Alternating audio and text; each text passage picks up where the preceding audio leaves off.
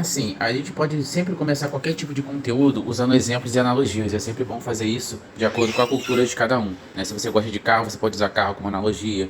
Se você gosta de futebol, você pode usar o próprio futebol como analogia. Até quem não curte futebol, por exemplo, aqui no Brasil, como é uma cultura muito vigente, você consegue entender. Até mulheres que não têm muita afinidade com futebol vão entender alguns conceitos, algumas analogias de acordo com a estratégia ou com as regras do jogo, entendeu? Então você pode usar, por exemplo, o futebol como analogia. É igual aquela mensagem do treinador, né? Que quando você vê um debate sobre futebol, por exemplo, que todo treinador tem suas idiosincrasias, né? Que é um termo que eu uso bem ultimamente, que eu gostei dessa palavra, idiosincrasias.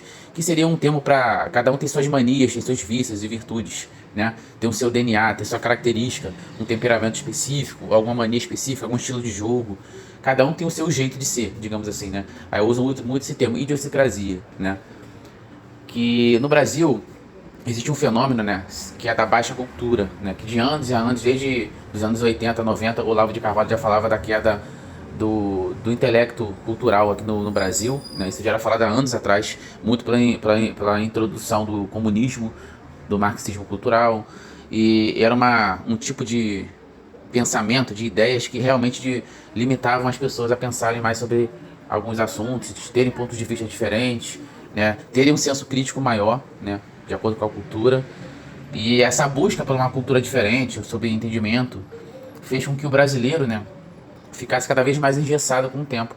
A baixa cultura fez com que o brasileiro perdesse totalmente o senso crítico, até de autocrítica mesmo, né, de se basear em alguma coisa para ter uma virtude, para ter as suas, né, seu senso moral e crítico, né, mais afiado, digamos assim, e não se corromper facilmente com o que todos falam. Por exemplo, você não é uma pessoa não se deixa levar por qualquer discurso, né? Você não é uma esponja social, basicamente. Então eu acho que isso começou, esse desastre mesmo começou ali no início dos anos 2015, 2014, 2016, foi essa a introdução dos memes aqui no Brasil, né? Eu peguei muito essa geração aí na adolescência, que o meme ele tinha um intuito de gerar ali através de uma imagem, né, de uma emoção, como hoje é usado as figurinhas no WhatsApp, por exemplo, de você resumir uma emoção, uma característica que você está pensando, uma coisa crítica. Quando você quer criticar, você bota uma cara de curioso, aquele emoji de curioso. Os emojis também tinham muito esse fenômeno. Só que o Brasil se limitou muito a isso, né? Aquele BR, que era usado em jogos de FPS, por exemplo. O brasileiro ele sempre teve uma característica muito boa, que é a característica criativa, cara. E a gente é um povo de muito improviso. É por isso que em outros países muitos brasileiros são bem remunerados, são bem considerados, né, os homens praticamente, por saberem improvisar bem, saberem utilizar os recursos de uma maneira mais expressiva, extensiva. Né? E isso se tornou a característica até da escassez do Brasil. O Brasil é um país muito rico em recursos assim, naturais, porém em baixo investimento tecnológico. Então o brasileiro ele se adaptou muito bem a isso, né?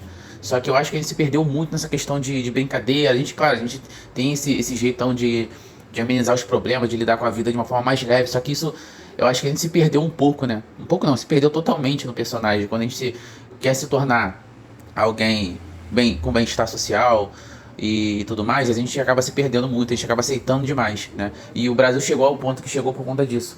O brasileiro acabou aceitando demais as condições difíceis, a gente sempre dá um jeitinho ali, um jeitinho aqui, remenda ali. Só que uma hora que o negócio estoura, né, cara? E a gente tá nesse nível hoje em dia. Hoje em dia já não dá mais para improvisar, você não consegue mais apertar, já não tem mais de onde tirar água do pano, entendeu?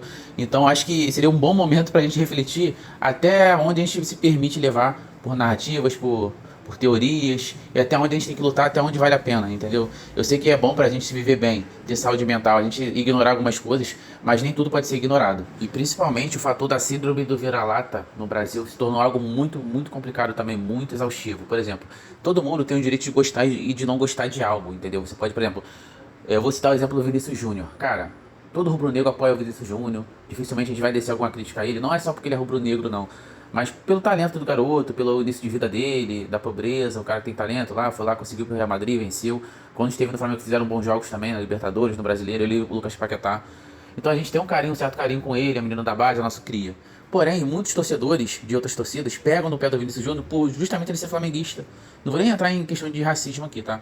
Para não reduzir muito a isso, mas muitos torcedores pegam muito no pé do Vinícius Júnior por conta de ele ser do Flamengo, entendeu? E assim, cara, você tem que saber sempre analisar. Tipo assim, eu vou falar mal do cara porque ele é do Flamengo ou porque ele é um mau jogador. Você tem que saber diferenciar isso. Esse é o senso crítico que falta no brasileiro hoje. Ele não consegue mais ter senso crítico, ele só consegue gostar e não gostar das coisas, entendeu? Você não consegue tirar o clubismo de lado, por exemplo, para analisar uma situação. Eu vejo isso muito com a política também. Se o cara não vota no PT e o cara é petista, o cara te odeia só simplesmente porque você não vota no PT. Aí ele vai te acusar de bolsonarista, e etc, e vice-versa. Então assim, a pessoa não pode não gostar dos dois, a pessoa não pode ter um senso crítico nenhum, não. Eu não posso ver política de uma maneira diferente da sua, senão você vai me odiar, né? Então eu falo, pô, por que você vê isso diferente? Sempre questiona. O questionamento ele é sempre fundamental em tudo, cara. Você pega a pessoa no contrapé. Você vê se a pessoa realmente tem senso crítico ou a pessoa realmente só é um repetidor de mensagem. Eu sempre questionar por que você vota no PT? Por que você gosta dessas pautas? Por que você é bolsonarista? Por que você vota nessas pautas? Pô, mas qual a diferenciação desse pro outro sistema? Então aí você começa a destrinchar as pessoas e você vê que a pessoa não tem nada, entendeu? É simplesmente massa de manobra, entendeu? Então assim, você tem todo o direito de criticar uma coisa, de falar e tudo mais, mas desde que você tenha embasamento, realmente você está pensando com a tua própria cabeça. Ah, não gosto do estilo de jogo dele. Ah, não gosto disso aqui, disso aqui, disso aqui. Isso aqui eu não negocio. Então, assim, é muito fácil você distinguir a pessoa que realmente tem um pensamento crítico, realmente ela não curte, não é do estilo dela, de uma pessoa que é massa de manobra. E quanto mais você ter esse senso crítico, melhor, cara. Você sempre vai saber se diferenciar desse tipo de pessoa. Você trabalhando isso, essa autocrítica em você mesmo, procurando sempre estudar, sempre ler alguma coisa a respeito de algum assunto que você não entende totalmente, vai te fazer uma pessoa melhor, vai te colocar em caminhos diferentes, vai te abrir portas, né? Eu falo por experiências próprias. Abriu muita porta para mim profissional, né, e de amizades, ser um cara mais assim, né, mas com o meu senso crítico, mas não de ficar batendo na opinião alheia, simplesmente tentar entender as pessoas, ouvir as pessoas falarem. Isso vai sempre ser bom pra gente, tá no caminho certo e abrir portas pro futuro.